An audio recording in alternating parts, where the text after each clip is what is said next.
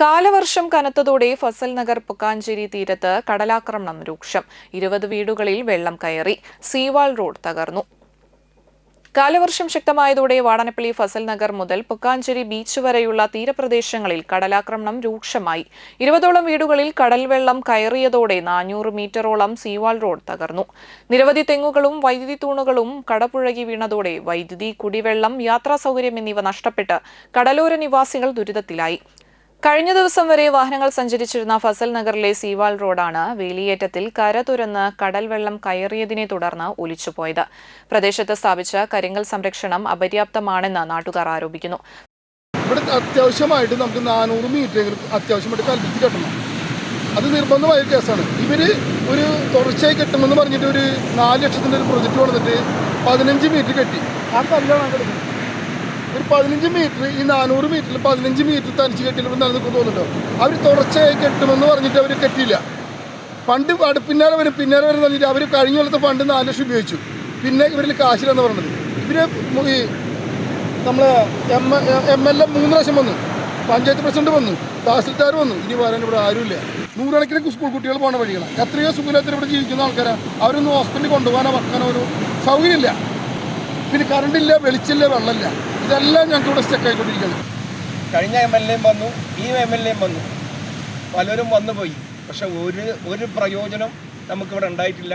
ഞങ്ങൾക്ക് ഈ റോഡ്, ഈ പടിഞ്ഞാറ് ഭാഗത്തുള്ള റോഡ് ഞങ്ങൾക്കൊന്ന് അർജൻറ്റായിട്ട് ശരിയാക്കി കിട്ടണം. ഈ ഭാഗത്ത് കുടിവെള്ളം കംപ്ലീറ്റ് നഷ്ടപ്പെട്ടു. ഇതൊക്കെ ഇവിടുത്തെ ഉദ്യോഗസ്ഥന്മാരും ഇവിടുത്തെ നേതാക്കന്മാരും എല്ലാവരും കണ്ടുപോകുന്നല്ലാതെ ഒരു വിധ സഹായം അവരുടെ ഭാഗത്ത് ഉണ്ടായിട്ടില്ല.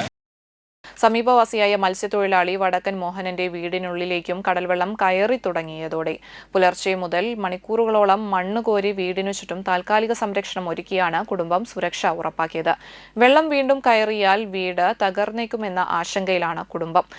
കടലാക്രമണ ഭീഷണിയെ തുടർന്ന് മത്സ്യവില്പനയ്ക്ക് ഉപയോഗിക്കുന്ന ബൈക്ക് ഉൾപ്പെടെ 2 വാഹനങ്ങളും സുരക്ഷിത സ്ഥലത്തേക്ക് മാറ്റിയിരിക്കുകയാണ്. 1.5 മാസമായി കടലിൽ പോകാനും മോഹനന് സാധിച്ചിട്ടില്ല.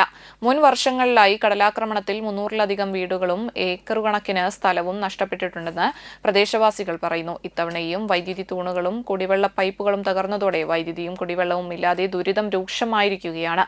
ജനപ്രതിനിധികൾ സ്ഥലം സന്ദർശിച്ചതല്ലാതെ ഫലപ്രദമായ നടപടികളൊന്നും ഉണ്ടായിട്ടില്ലെന്നും ജില്ലാ കളക്ടർ ഇതുവരെ പ്രദേശം സന്ദർശിച്ചിട്ടില്ലെന്നും നാട്ടുകാർ ആരോപിച്ചു. നിരവധി തവണ പരാതികൾ നൽകിയിട്ടും അധികൃതർ അടിയന്തര സംരക്ഷണ നടപടികൾ സ്വീകരിച്ചിട്ടില്ലെന്നാണ് പരാതി. വീടുകൾ കൂടുതൽ തകരാതിരിക്കാൻ അടിയന്തരമായി കരിങ്കല്ല് നിരത്തുകയും കുടിവെള്ളവും മറ്റ് അടിസ്ഥാന സൗകര്യങ്ങളും പുനഃസ്ഥാപിക്കണമെന്നും കടലോര നിവാസികൾ ആവശ്യപ്പെട്ടു. കുടിവെള്ളം ഒരുപാട് നാളായി ഇവിടുന്ന് പോയിട്ട്, പിന്നെ പെരുമാറാൻ പോലും ഇവിടെ വെള്ളമില്ല. ഒരാഴ്ച മുപ്പിട്ടാണ് ഈ റോഡിൻ്റെ പടിഞ്ഞാറ് സൈഡിലായിരുന്നു ഈ പോസ്റ്റിലായിരുന്നു. അതെടുത്തിപ്പോൾ 2 ദിവസം മുമ്പിട്ട് റോഡിൻ്റെ കിഴക്കേ സൈഡിലിട്ടു. ഇപ്പോൾ അതും പോയി. ഇപ്പോൾ വെളിച്ചവും ഇല്ല. ഇപ്പോൾ ഇനിയിപ്പോൾ ഇവിടുന്ന് എടുത്ത് മാറ്റിയിട്ട് ഇപ്പോൾ വേറെ സ്ഥലത്ത് ഇടാൻ പോകും. അങ്ങനത്തെ ഒരു അവസ്ഥയിലാണ് ഇപ്പോൾ ഈ റോഡ് നിൽക്കുന്നത്. റോഡ് കംപ്ലീറ്റ് കട്ടായി. ഒരു വയ്യാണ്ട് ആക്കിയാലൊന്നും സുഖമില്ലാണ്ട് വന്നാൽ വണ്ടി വരാൻ അതിനൊന്നും ഒരു സൗകര്യമില്ല. ഇവിടെ കടപ്പുറത്ത് ഈ തീരദേശ മേഖലയിൽ താമസിക്കുന്നവരുടെ വിഷമം കാണാൻ ഒരാളും തിരിഞ്ഞു നോക്കണില്ല. ആവശ്യമില്ലാത്തതിന് കോടികൾ ചെലവഴിക്കുന്നുണ്ട്. ഞങ്ങൾ ഇവിടെ വന്നിട്ട് 57 കൊല്ലമായി. ഈ 57 കൊല്ലത്തിലെടുത്ത് ഈ ഒരു കൊല്ലം ഞങ്ങൾക്ക് ഭയങ്കര പ്രശ്നമായി. ഇവിടെ ഞങ്ങൾ ഉമ്മയും ഞങ്ങളമാരും എല്ലാവരും ഉണ്ടായിരുന്നത്. ഇപ്പം ഞങ്ങളെ വീടൊക്കെ പൊടിഞ്ഞു പോയി. ഞങ്ങൾക്കൊരു ആശ്രയമില്ല. ഞങ്ങൾ താമസിക്കുന്നത് ഒരു വീടിന്. എൻ്റെ അനിയത്തിനും ഒരു സുഖമില്ലാത്ത ആളാണ്. അവിടെയും കൊണ്ട് ഞങ്ങൾ വാടകയ്ക്ക് ഇപ്പോൾ താമസിക്കുന്നത്. അത് കൊടുക്കാൻ പോലും ഞങ്ങൾക്ക് മാർഗമില്ല. ഞങ്ങൾ വരുമ്പോൾ കൂടെ നല്ല സുരക്ഷ തരുന്ന ഒരു ഭിത്തി ഉണ്ടായില്ല. ഇപ്പോൾ ഭിത്തി കെട്ടി ഞങ്ങൾക്ക് അനർത്ഥമുണ്ടായി.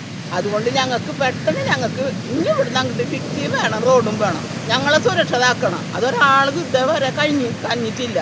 വരും ശരിയാക്കാൻ പറഞ്ഞു പോകും. അവർ പിന്നെ വരില്ല. പിന്നെ അവർ കടന്ന് നോക്കൂല ഇവിടെ.